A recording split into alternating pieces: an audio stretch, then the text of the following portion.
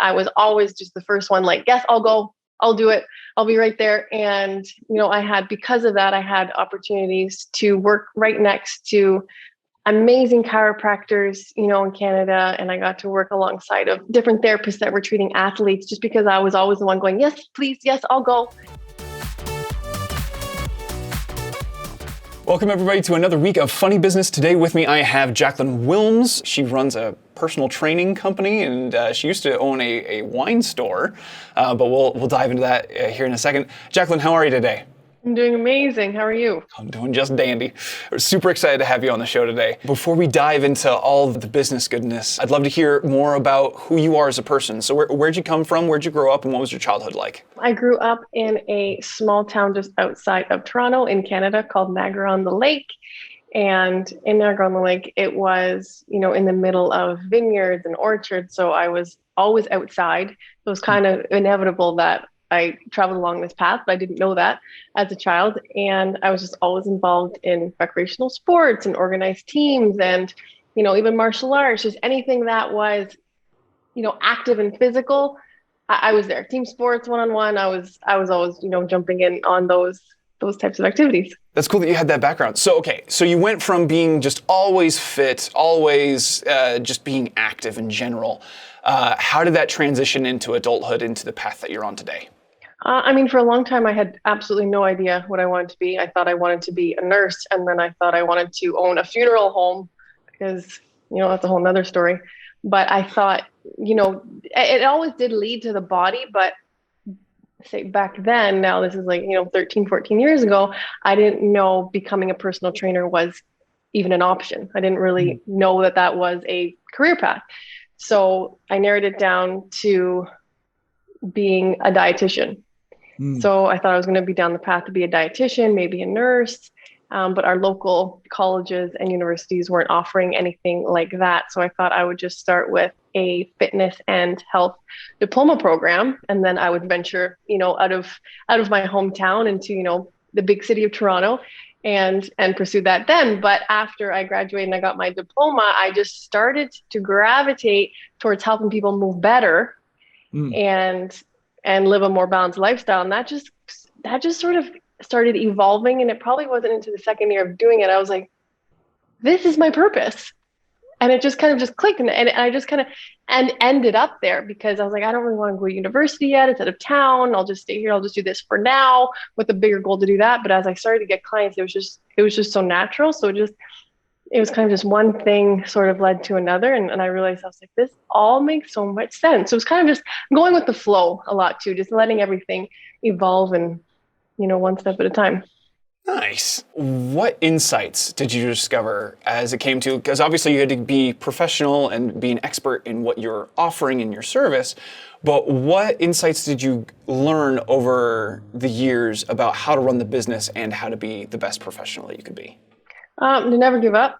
And if something doesn't work, you just pivot. You just try something different. You just maybe it's just trying the same thing on a different day. Because you never know who's going to hear or see something in the right timing. So just because you put one thing out, one idea out, one piece of marketing out, or maybe you reached out to someone and that maybe flopped, really not taking it personally. And it is just business. So just keep trying, get up, keep trying, get up, keep trying. And then one day it will just click and switch. And you don't know when that moment's going to be, and then being very resilient and have the ability to have limitless flexibility in that as well. Sounds like you've come up against quite a few roadblocks in your days. Yeah. I feel like being an entrepreneur is just all about roadblocks. And I think actually loving those roadblocks is part of being an entrepreneur, because you almost have to think of it as a little bit of like a game. Okay, that didn't work, then we'll navigate over here and we'll navigate over here. And not every decision that you make is going to be the right one. And that is the best way to learn. And that's really what the wine store did for me, is it allowed me to learn what worked and what didn't work when it comes to, marketing and customer relations and HR and all that kind of stuff. But really just diving in, just dive in. And that's how you're going to learn. Get it wrong. And then that's how you're going to learn. So let's talk about the wine store really quick. Yeah, you were telling me a little bit earlier that you were very, very young when you started this wine store. What was that process like between doing your personal training stuff and that simultaneously? It was very busy and it did feel very disjointed. So I had to take a step back and go, okay, why am I doing this? Why am I working so hard in two different fields? And I realized that I was in the wine store because I wanted to not only learn something new, but teach myself really what I was capable of. Because I was not only owning a business very new because I was only 21, but learning a product that I didn't know a whole lot about. So I had to, then hire the people and learn the process in case I had to step in. So I just dove right in. So you kind of have no choice. You just make a decision, you dive in, and then you do learn. You do have the ability. We all have the ability to learn. So what were some of your earliest business mistakes that you made, and what did you learn from them? You know what? I don't know if it's so early because I feel like the early stages are just for growth and mistakes anyway. So I don't know if I took those so much as feeling like mistakes. As each year goes by, you want to feel like you're not making the mistakes again. And I would say probably that if you want to call it mistakes, I mean, I really don't believe there are any mistakes. I feel like everything brings you to where you need to be and everything happens for a reason. So I'm going to say this wasn't a mistake. But I would say the latest big learning opportunity for me was expanding too big, expanding my studio too big, and getting too many trainers. And there wasn't the return that I thought that we were going to see. So just that bigger isn't always better. And then through this pandemic, really bringing your business online, which I've also done, is huge because there's less overhead, there's less things to worry about in a brick and mortar setting. There's different things to think about and continuously work on, but transitioning out of a brick and mortar situation, I think was the biggest learning curve for me. So it always seems like there's somebody else out there in the world who seems to be doing better than you are. Right? I love the ideology that good artists create on their own or they borrow, but great artists steal. So my question is, what did you steal from somebody else and how have you made it your own for your business? Oh, I love that question. I love that because I totally do that. So every opportunity I got to work alongside of someone that either had more experience than me, more education than me, I was always just the first one like, yes, I'll go. I'll do it.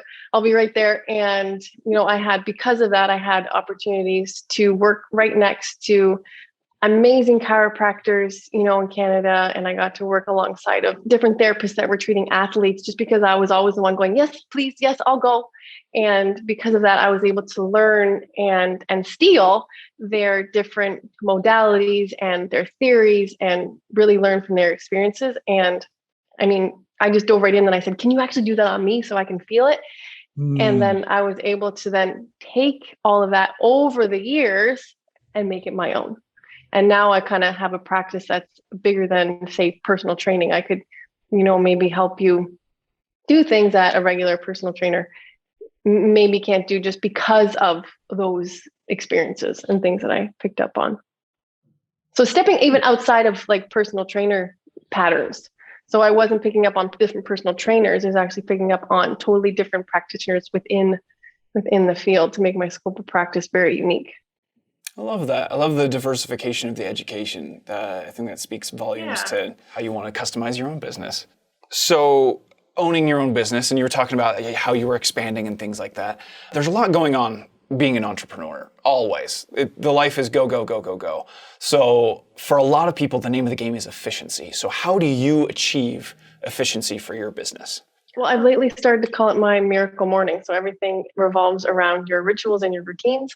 So starting that off early in the morning and, well, ultimately it's going to bed at the right time. So starting that off the night before and getting to bed at the same time and getting up at the same time, and then having a routine that works for you every morning, but setting that time aside to either, go for a walk and connect in nature, or, even a short meditation, some movement in the morning, and then starting every morning off with a warm lemon water, some journaling, just to really set myself up for the day. And then if something kind of comes at me, that I'm already grounded and I have that foundation, so it's not going to totally blow me over or, piss me off so much. So it really comes from, your routines and rituals, and what I've been calling lately is my miracle morning routine. So how long did it take you to develop that efficiency pattern, the miracle morning? Well, I probably only really understood what it meant. I mean, I heard about it, but then I was just too busy in my same patterns up until the pandemic hit. So I'm like, okay, why is this happening? Because I just feel like everything really does happen for a reason. So why is this happening, and what can I learn, and what can I do and grow from this? So I mean, but before I was in that rat race, and I mean, I was moving forward, but I know what I know now. If I would have applied it then, I would have moved forward faster, and then I might not have done the expansion, and maybe I would have, but I might have done something a little bit different. But something that stops you in your tracks, and that's why the pandemic, I think, was so beautiful for so many of us, is that it made us stop and kind of step out of our normal routines and actually look at what should I change and what should I do differently? Because it's so easy to get up and do the same thing. And, I eat the same thing for breakfast. I turn the same way out of my driveway. I do the same pace to work. And it's all these things you don't even realize that things are just going by and you're doing the same thing over and over and over. And you're just on that hamster wheel. So to answer your question, within the last year, what do you like best about what you do? Being with people, talking to people, helping people. I love, like, when we could actually touch them. Now I'm pretty much 100% virtual, but actually, touching people and feeling where they're holding stiffness, tightness, tension, pain in their body, and helping them to release it, and then seeing their face change, their emotions change, then their relationships change and their businesses change because their physical body is lighter, leaner, and it's just moving with more life, energy, and vibrancy. And that's just, I just love. I love that.